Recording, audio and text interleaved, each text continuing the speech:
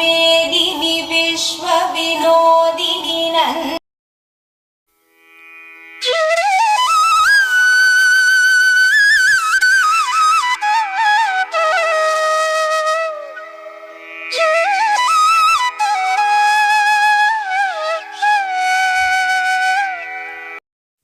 Hi friends, அனைவருக்கும் வணக்கம். எல்லோரும் எப்படி இருக்கீங்க? கண்டிப்பாக நல்லா இருப்பீங்கன்னு நினைக்கிறேன். இந்த விலாக் வந்து நம்ம வீட்டில் ஃப்ரைடே பூஜை பண்ணதை உங்கள் கூட ஷேர் பண்ணிக்கிறேன். ஸோ ஆடி வெள்ளி வாரம் நம்ம வீட்டில் பொங்கல் வச்சுட்டு கோயில் எடுத்துகிட்டு போய்ட்டு அர்ச்சனை பண்ணி வீட்டில் பொங்கல் வச்சுட்டு அந்த பொங்கல் மாவிளக்கு எல்லாத்தையும் வந்து நம்ம பக்கத்தில் இருக்க கோவிலில் போயிட்டு அர்ச்சனை பண்ணி எடுத்துகிட்டு வந்துட்டு அதுக்கப்புறம் விளக்கேற்றினேன். ஸோ நம்ம வீட்டு பக்கத்தில் வந்து புத்து கோயிலுக்கு தான் போயிருந்தேன். பக்கத்தில் இருக்க நாகத்தம்மன் கோயில் புத்து கோயில் இருக்கு இல்லையா, ஸோ அங்கே தான் போயிட்டு வந்திருக்கேன். வெளியே வந்து பொங்கல் வைக்கணுன்னா வண்டிலாம் இருக்குது, அதனால் இப்போ வைக்க முடியாது. அதனால் அடுத்த வாரம் வெள்ளிக்கிழமை நம்ம வந்து குலதெய்வத்துக்கு இஷ்ட தெய்வத்துக்கு எல்லாருக்கும் வைக்கலாம்.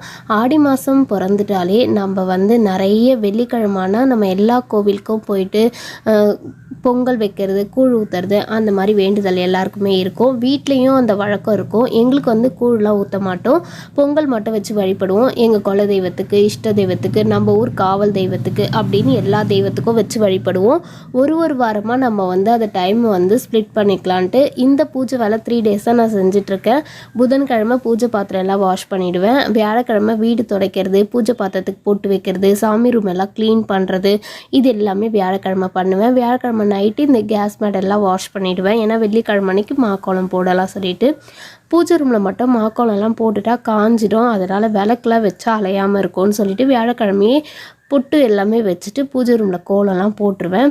ஸோ நைட்டு தான் இந்த ஒர்க்கு 10 o'clock வரைக்கும் இந்த ஒர்க்கெல்லாம் செஞ்சு முடிச்சுட்டு போய் படுத்தோம்னா காலையில் கொஞ்சம் சீக்கிரமாக எழுந்து குளிச்சுட்டு வெள்ளிக்கிழமை வந்து மற்ற பூஜை வேலையை ஸ்டார்ட் பண்ணுவேன். ஸோ இப்படி அரேஞ்ச் பண்ணி வச்சுருவேன். எண்ணெய், திருசல், கற்பூரம், பத்தி இது எல்லாமே காலையில் தான் எப்போவுமே வந்து எடுத்து வைப்பேன். விளக்கெல்லாம் அரேஞ்ச் பண்ணி வச்சுட்டு இந்த அரிசிலாம் எப்போவுமே விளக்குக்கு கீழே வச்சு காயின் வச்சு வைப்பேன். ஸோ விபூதி, கற்பூரம் இதெல்லாம் எடுத்து வச்சுருக்கேன். காலையில் வந்துட்டு குளிச்சுட்டு நம்ம பூஜையை ஸ்டார்ட் பண்ணலாம். இன்றைக்கி வந்து ரொம்ப விசேஷமாக முதல் வாரம்னா ரொம்ப விசேஷம். கோயிலையும் அதிக கூட்டமாக இருக்கும். நான் போயிட்டு பொங்கல் வைக்கும் போது கூட நிறைய பேர் பொங்கல் வந்து கோவிலே வச்சுட்டு இருந்தாங்க. நமக்கு வந்து கோவிலில் போய் வைக்கணுன்னா அந்தளவுக்கு டைம் இல்லைன்றதுனால நான் வீட்டிலே கேஸ் மேடெல்லாம் வாஷ் பண்ணிவிட்டு பொங்கல் பானை வச்சு பொங்கல் சுத்தமாக செஞ்சுட்டு கோயில் எடுத்துகிட்டு போய் அர்ச்சனை பண்ணிவிட்டு வந்துட்டேன். வெள்ளிக்கிழமை இப்படி மங்களகரமாக நம்மளுடைய அடுப்படி இருக்கும்போது மகாலட்சுமிக்கு ரொம்ப பிடிக்கும். நம்ம வீட்டில் வாசம் செய்வாங்கன்னு சொல்லுவாங்க. எப்போவுமே இந்த மஞ்சள், கல்லுப்பு இது எல்லாமே வெள்ளிக்கிழமை அன்றைக்கி நிரப்பி வைக்கணும்வாங்க. ஸோ அன்றைக்கி வந்து நான் மஞ்சள்லாம் முன்னாடி நாள் நைட் எல்லாம் யூஸ் பண்ணியிருந்தேன்.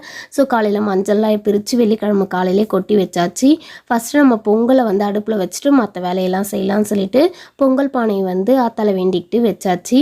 அதுக்கப்புறமா தாளித்து இறக்கிட்டேன். ஸோ வெளியே பார்த்திங்கன்னா வாசலில் வந்து கோலமாகவே இல்லை. அதனால் அரிசி மாவு கொண்டு போயிட்டு ஃபுல்லாக கோலம் போட்டுட்டேன். கோலமாவு வரவே இல்லை. அதனால் வாசல்லையும் அரிசி மாவில் கோலம் போட்டுட்டு துளசிக்கு வந்து நான் இப்போ தான் பூஜை பண்ணேன். அதனால் ஒரு விளக்கேற்றி 2 பத்தி ஏற்றிட்டு கொஞ்சம் பூவெல்லாம் போட்டுட்டு வந்துட்டேன். இன்றைக்கி வந்து எனக்கு நிறைய வேலை இருக்குது. வாசலில் 2 பக்கமும் லெமன் கட் பண்ணி வச்சுருக்கேன். அது வந்து அந்த திருஷ்டியெல்லாம் எடுக்கணும். வாசல் ஃபுல்லாக கழுவி மஞ்சள் குங்குமம்லாம் வச்சு இந்த மாக்கோலம் போடுறதுக்கே எனக்கு கிட்டத்தட்ட 1 மணி நேரம் கிட்ட ஆயிடுச்சு. இந்த வேலையெல்லாம் முடிச்சுட்டு நம்ம நிலவாசலையும் க்ளீன் பண்ணி போட்டுலாம் வச்சு கோலம் போட்டு 2 பக்கமும் எலுமிச்சப்பழம் கட் பண்ணி வச்சுட்டு உருளியில் பூவெல்லாம் போட்டு ரெடி பண்ணி வச்சுட்டேன். எப்போவுமே வந்து இந்த பித்ருக்கள்லாம் ஆடி மாதம் வந்து அவங்களுக்காக நம்ம நினச்சி கும்பிடுவோம். நம்ம வீட்டில் இறந்து போகிறாங்களா சுமங்களே, அவங்களுக்கு வந்து புடவை வச்சு படைக்கிறது எங்களோட வழக்கம். 3வது வாரம் ஆடி மாதம் 3வது வெள்ளிக்கிழமை வந்து அவங்களுக்கு வந்து வீட்டில் வந்து இலைலாம் போட்டு சாம்பார், கீரை, காய், வாழைக்காய் இதெல்லாம் செஞ்சு படைப்போம். ஸோ கோவிலுக்கு கிளம்ப எல்லாமே ரெடி பண்ணிட்டேன். வெத்தலை, பாக்கு, பழம், தேங்காய், பத்தி, கற்பூரம் எல்லாம் எடுத்து வச்சுட்டு மாவிளக்கும் ரெடி பண்ணிட்டேன்.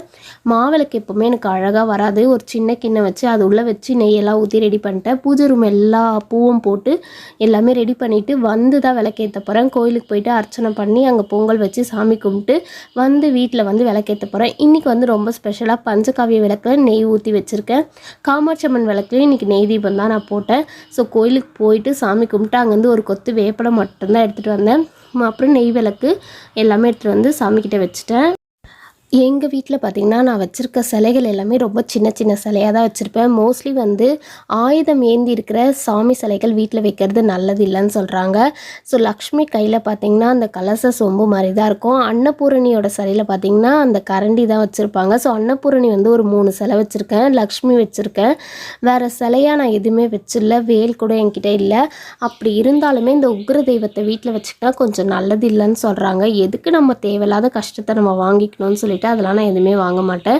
சின்ன சின்ன ஃபோட்டோ மாதிரி இருந்தால் ஃப்ரேமாக வாங்கிட்டு வந்து வச்சு சாமி கும்பிடுவேன். இந்த வாட்டி இந்த துணை விளக்கு நான் வாங்கிட்டு வந்தேன்னு உங்ககிட்ட காமிச்சிருந்தேன். இது ரொம்ப யூஸ்ஃபுல்லாக இருக்கும். நான் ரொம்ப தேடி பார்த்தேன். இது வந்து 88 ரூபா தான். ஸோ இது வந்து விளக்கு நீங்கள் எத்தனை விளக்கு ஏற்றும் போதோ இதை வச்சு ஏற்றும் போது ரொம்ப ஈஸியாக இருக்கும். நிறைய விளக்கு ஏற்றிடலாம். கையும் வந்து தீப்பெட்டியில் கொளுத்தி வச்சா அடிக்கடி கை சுட்டுடும் இல்லையா? ஸோ இது ரொம்ப யூஸ்ஃபுல்லாக இருக்குது. இதை வாங்கி ட்ரை பண்ணுங்க வாங்காதவங்க. ஸோ இந்த வெள்ளி விளக்கு வந்து நான் வந்து எங்கள் குலதெய்வ சொம்பு இருக்கு இல்லையா, அங்கே வந்து ஏற்றி வச்சுருக்கேன். குலதெய்வ சொம்பில் வந்து அந்த தண்ணி, பச்சை கற்பூரம், அந்த ஏலக்காய் எல்லாமே போட்டு வேப்பிலையும் அப்புறம் இதுவும் வச்சுருக்கேன், மா இலையும் வச்சுருக்கேன். முருகர்கிட்டையும் ஒரு விளக்கேற்றி வச்சுருக்கேன். விநாயகர்கிட்ட 2 விளக்கு எப்போவுமே ஏற்றி வைப்பேன். மஞ்சள் தண்ணி பானகம், கோயிலுக்கு எலுமிச்சப்பழம் கொண்டு போய் ஆத்தா மடியில் வச்சு அதை எடுத்துகிட்டு வந்து விநாயகர்கிட்ட தான் வச்சுருக்கேன். இந்த எலுமிச்சப்பழத்தை நம்ம சாமியாண்ட வச்சுக்கலாம், நம்ம கடையில் கூட கொண்டு போய் வச்சுக்கலாம் சொல்லிட்டு இது போல் நெய் தீபம் ஏற்றி நான் அர்ச்சனை பண்ணி இன்றைக்கி சாமியெல்லாம் நல்லபடியாக கும்பிட்டு முடிச்சாச்சு. நம்மளுடைய முன்னோர்கள் இறந்து போனவங்க எல்லாருமே இந்த ஆனி மாதம் ஆடி கிருத்திகையிலலாம் வந்து அவங்களுக்கு படையல் வச்சு படைக்கும் போது அவங்களுடைய ஆத்மா நல்ல திருப்தியாக சந்தோஷமாக இருக்கணும்னு நினைக்குவாங்க. அந்த பித்ரு கடன் இருந்தாலே நம்ம எத்தனை ஜென்மம் எத்தனை பிறவி எடுத்தாலும் நம்ம குழந்தைங்களுக்கும் அது கருத்தொடராக தொடரும். அந்த பித்ரு தோஷம் வச்சுக்கவே கூடாது, இறந்து போனவங்கள திட்டவும் கூடாது அப்படின்னு சொல்லுவாங்க. ஆடி மாதம் அம்மனுங்களுக்கு எல்லாமே மனசு குளிர நம்ம செய்கிறத அவங்க நம்ம வேண்டுதலை ஏற்றிட்டு எல்லாமே நமக்காக தருவேன்னு சொல்லுவாங்க. ஸோ ஆத்தா மனசு குளிர்ற மாதிரி வீட்டை மங்களகரமாக வச்சுக்கோங்க. இன்றைக்கி எங்கள் வீட்டில் வந்து சாம்பிராணியும் போட்டுட்டேன். எப்போவுமே வீட்டில் ரொம்ப விசேஷமாக சாமி கும்பிடும்போது கண்டிப்பாக சாம்பிராணி வந்து கொட்டாங்குச்சி உடச்சி சாம்பிராணி போடுவேன். நான் எல்லாமே பூஜை ரூமில் தசங்கம் எல்லாமே ஏற்றி வச்சுருக்கேன். இருந்தாலும் சாம்பிராணி வீடு ஃபுல்லாக காமிச்சா ரொம்ப வாசனையாக இருக்கும்ன்ட்டு சாம்பிராணியும் போட்டுட்டேன். இந்த பொங்கல் மாவிளக்கு இதெல்லாம் வச்சு ஊதுவத்தி பத்தி எல்லாம் காமிச்சிட்டு லாஸ்ட்டாக கற்பூரம் காமிச்சு தேங்காய்லாம் உடச்சி இன்றைக்கி பூஜையை நல்லபடியாக முடிச்சிட்டேன். ஒவ்வொரு வாரமும் ஒவ்வொரு சாமிக்கு வந்து நான் பூஜை பண்ணுவேன். கண்டிப்பாக நம்ம சேனலை சப்ஸ்கிரைப் பண்ணி வச்சுக்கோங்க. உங்களுக்கு ரொம்ப யூஸ்ஃபுல்லான தகவல்லாம் நான் சொல்லுவேன். வீட்டை வந்து எப்போவுமே மங்களகரமாக வச்சுக்கிறது நமக்கும் நம்ம குழந்தைங்களுக்கும் ரொம்பவே நல்லது. பாசிட்டிவிட்டி நிறைய இன்க்ரீஸ் ஆகும். நம்ம குலதெய்வம் நம்ம கூடவே இருக்கும். நமக்கு எந்த பிரச்சனை வந்தாலும் அதுலேருந்து நம்மளை காப்பாற்றும் அப்படின்னு நான் நம்புவேன். ஸோ ஃபஸ்ட்டு வாரமே நம்ம எப்போ வந்து நம்ம தலைக்கு ஊற்றிக்குவோன்னு தெரியாது. அதனால் இந்த 5 வாரத்தில் நம்ம 3 வாரம் வந்து நம்ம எல்லை கோயில்னால் நமக்கு நம்ம எந்த ஊரில் வாழ்கிறோமோ அந்த ஊரில் எல்லை சாமின்னு ஒன்று இருக்கும். அந்த தெய்வத்துக்கு போய் பொங்கல் வச்சுட்டு வரணும். ஏன்னா அந்த தெய்வம் தான் நம்ம எல்லையிலேருந்து நம்மளை காப்பாற்றும் சொல்லுவாங்க. நம்ம குலதெய்வம் வந்து கொஞ்சம் தூரமாக தான் இருக்கும் எல்லாருக்குமே. ஸோ அந்த ஊருக்கு போயிட்டு வருஷத்தில் ஒரு வாட்டி பொங்கல் வச்சு படையல் வச்சு சாமி கும்பிட்டு வருவோம். இருந்தாலும் நம்ம எந்த ஊரில் வாழ்கிறோம், நம்ம ஊரில் உங்கள் ஊரில் எது எல்லை தெய்வமோ அந்த தெய்வத்துக்கு இந்த ஆடி மாதம் போய் கண்டிப்பாக பொங்கல் வச்சு வழிபட்டுட்டு வாங்க. அந்த தெய்வம் எப்போவுமே உங்களுக்கு உறுதுணையாக இருக்கும். எங்கள் ஊர் காவல் தெய்வம் வந்து எல்லையத்தம்மன். அந்த கோவிலுக்கு போகும்போதும் நான் விளாக் உங்களுக்கு போடுறேன். சண்டே வந்து காலையிலே பொங்கல் வச்சு எடுத்துகிட்டு போயிட்டு படைச்சிட்டு வந்துடுவோம். சண்டே வந்து 4:30 ராவு காலம். அதனால் காலையிலே சீக்கிரமாக போயிட்டோம்னா கூட்டம் கொஞ்சம் குறைவாக இருக்கும். அங்கே ஆடுலாம் வெட்டி பலி கொடுப்பாங்க, எல்லாமே பண்ணுவாங்க. ஏன்னா இந்த ஊரில் இருக்கவங்களுக்குலாம் அவங்க குலதெய்வமாக இருப்பாங்க. அவங்க வழி வழியாக பாரம்பரியமாக வந்து அந்த சடங்குலாம் செய்வாங்க இல்லையா? ஸோ நிறைய கோழிலாம் அறுப்பாங்க, நான் பார்த்துருக்கேன். கூழ் ஊற்றுவாங்க. ஸோ இந்த ஆடி மாதம் அம்மனுடைய மனசு நிறைவாக நீங்கள் என்ன பண்ணலான்னா, இந்த கூழ் ஊற்றுறதுக்கு அந்த கூழ் காய்ச்சறதுக்கு அந்த அரிசி கேழ்வரகு இதெல்லாம் வாங்கிட்டு போய் கோயிலில் கொடுக்கலாம். அம்மனுக்கு புடவை சாத்தலாம், அம்மனுக்கு வந்து எலுமிச்சப்பழம் மாலை சாத்தலாம். நீங்கள் உங்கள் வேண்டுதலை வச்சுட்டு இந்த அம்மனுக்கு வந்து நீங்கள் செய்யும்போது அது ரொம்பவே எல்லாமே நிறைவேறும். நல்ல கண்டிப்பாக சாம்பிராணி போட்டு வீட்டில் தூபம் போடுறது ரொம்ப நல்லது. அந்த பூஜையே ரொம்ப வந்து என்ன சொல்கிறதுனா நிறைவு பெற்றதாக எனக்கு தோணும். கண்டிப்பாக வீடு ஃபுல்லாக சாம்பிராணி போட்டுருவேன். ஏன்னா துஷ்ட சக்தி எதுவுமே வீட்டு உள்ளே அண்டாது. கார்னரில் இருக்கிற இடத்துலலாம் கண்டிப்பாக சாம்பிராணி போடுவேன். மாதத்தில் எப்போல்லாம் நாங்கள் வந்து ஆடி கிருத்திகை, ஆடி அமாவாசை, பூவாடை காரிக்கெலாம் படைக்கிறோமோ அந்த மாதிரி டைம் மாட்டு பொங்கல் எல்லாத்துக்குமே இந்த சாம்பிராணி வீடு ஃபுல்லாக காமிச்சிருவோம். மாதத்தில் ஒரு நாள் வெள்ளிக்கிழமை கண்டிப்பாக போடுங்க.